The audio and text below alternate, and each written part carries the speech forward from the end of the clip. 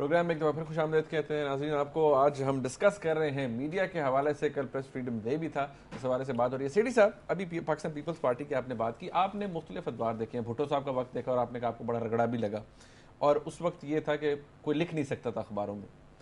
آپ نے بے نظیر بھٹو صاحبہ کا وقت بھی دیکھا, ان کی دونوں حکومتیں دیکھی. اب فرق کیا آیا ہے زرداری صاحب کے وقت میں اور بے نظیر بھٹو صاحبہ کے وقت میں جہاں تک میڈیا کا تعلق؟ میڈیا کے تعلق دیکھیں, یہاں دو باتیں مجھے کہنی چاہیے. ایک یہ کہ ایک سیکشن میڈیا کا ہاتھ دھو کے زرداری صاحب کے خلاف, یہ آج تک کبھی نہیں ہوا کہ ایک سیکشن میڈیا نے ایک پولیٹیکل پوزیشن لے لی ہو کہ ایک گورنمنٹ کے خلاف کوئی اچھا ان میں کوئی اچھائی ہے ہی نہیں, ساری باتیں غلط ہیں. ایسے لگتا ہے جیسے کہ وہ تلے ہوئے ہیں کہ جی ان کو گرا دینا ہے.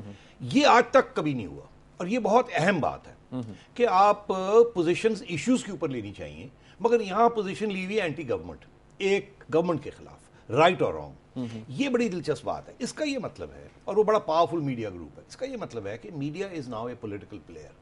یہ ڈسکشن ہمیں کرنی چاہیے ہاں, کہ media as a political player. دیکھیے, ہمیں یہ کہا گیا تھا, سکھایا گیا تھا کہ media is a pillar of the state, state کو اسٹیبل رکھنا ہے. یہی ریسنٹلی ریکگنائز کیا ٹھیک ہے جی, ایز میڈیا اکاؤنٹیبلٹی کرتا ہے, ایک بیلنسنگ پاور ہوتی. یہ کبھی نہیں کہا گیا تھا کہ میڈیا جو ہے وہ حکومتیں گرائے گا یا حکومتیں بنائے گا. دنیا میں جہاں فری میڈیا ہے وہاں دو پوزیشنز لی جاتی ہیں. میں آپ کو اگزامپل دیتا ہوں, ایک امریکہ میں اور ایک برطانیہ میں. برطانیہ میں آپ کو پتا ہوتا ہے کہ یہ اخبار جو ہے یہ کنزرویٹو پارٹی کو سپورٹ کرتا ہے, یہ اخبار جو ہے لیبر پارٹی کو سپورٹ کرتا ہے. مگر اپنے اداریے جو وہ لکھتے ہیں اس میں وہ کبھی انڈورس نہیں کرتے ایک الیکشن. یہ نہیں کہتے کہ اس الیکشن آ رہی ہے, اس الیکشن میں آپ کنزرویٹو پارٹی کے لیے ووٹ ڈالیں. آرگیومنٹس کنزرویٹو کے حق میں دیں گے, مگر یہ نہیں کہیں گے اداریے میں ایز نیوز پیپر پالیسی کہ فلانے کے لیے ووٹ ڈالیے. وہ انڈیپینڈنٹ اوپینین ہوگا, وہ آپ کے ریڈر کے اوپر چھوڑ دیتے ہیں. امریکہ میں ایسے نہیں ہے. امریکہ میں جب الیکشنز آتے ہیں تو جو مین سٹریم نیوز پیپرز ہیں وہ ایک ایڈیٹوریل اداریے میں اپنی پوزیشن واضح کر دیتے ہیں. وہ کہتے ہیں ہم پرو فلانی پارٹی ہیں, آپ فلانی پارٹی کو ووٹ ڈالیے, یہ ریزنز ہیں 1 2 3 4 5. تو مطلب ہے کہ وہاں کی جو الیکشن ہوتی ہے امریکہ میں, وہاں میڈیا انڈورس کرتا ہے ایک پارٹی کو یا دوسری پارٹی کو, اور یہ ایکسیپٹیبل ہے ان امریکن ڈیموکریسی. جیسے امریکن ڈیموکریسی میں ایکسیپٹیبل ہے کہ پارلیمنٹ کے اندر لابیسٹس ہوتے ہیں جو کہ رائٹ اور رانگ اپنی پوزیشن جو ہے وہ سینیٹرز کو اور کانگریس مین کو اپنی پوزیشن بتاتے ہیں. بزنس کے لابیز ہیں, میڈیا کے لابیز ہیں, ہر گروپ کا اپنی لابیسٹس ہوتے ہیں جو اپنے انٹرسٹ کو برقرار رکھنے کے لیے, بڑھانے کے لیے ان کو بنایا جاتا ہے. رائٹ اور رانگ وہ بریفس لے کے پھرتے رہتے ہیں. ہمارے ڈیموکریسیز میں لابیزم کی کوئی گنجائش نہیں ہے, اور انفیکٹ یہاں اگر کوئی لابیسٹ بن جائے انوفیشلی تو لوگ کہتے ہیں یار وہ تو ٹاؤٹ ہے. یہاں بالکل لابیسٹس کو نیگیٹو ایک امیج دیا جاتا ہے. اگر میں کل چلا جاؤں ایز اے لابیسٹ کمپنی یہاں کھول لوں اور جا کے اور ایک کسی بینک کی حمایت کرنی شروع کر دوں کھڑے ہو کے وہاں, تو وہ کہیں گے یہ تو ٹاؤٹ ہے, یہ تو کمیشن لینے آیا ہے یہاں.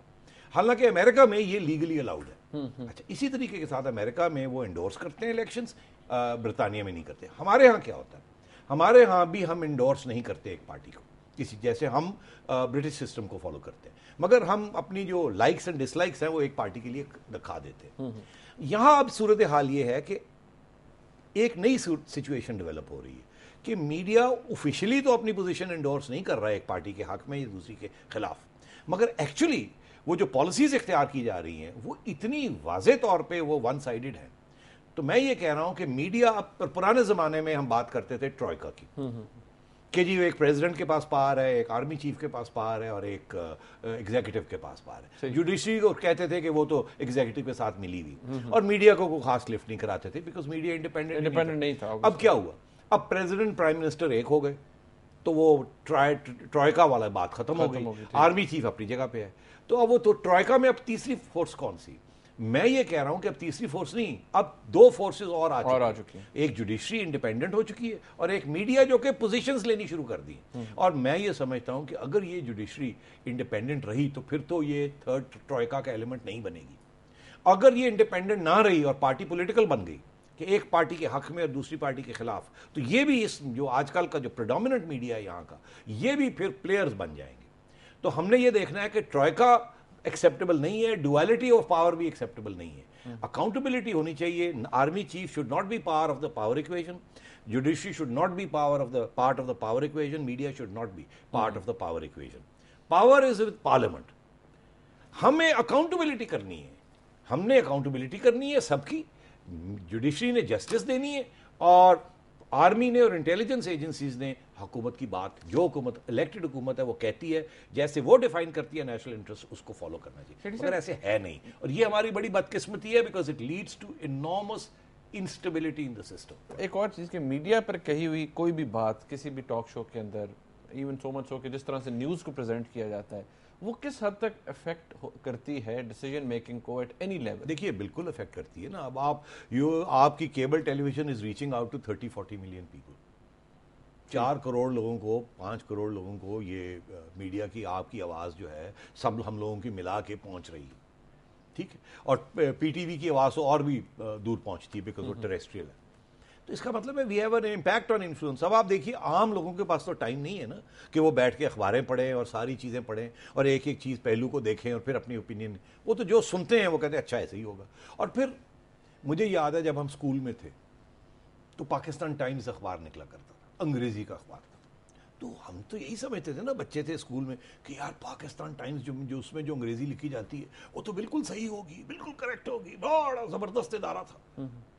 तो एक दिन हमारे जो टीचर थे इंग्लिश के, उसने को बात हुई तो मैंने पाकिस्तान टाइम्स का हवाला दे दिया. मैंने कुछ कहा, उन्होंने कहा ये गलत है. मैंने कहा ये तो पाकिस्तान टाइम्स में लिखा हुआ था ऐसे.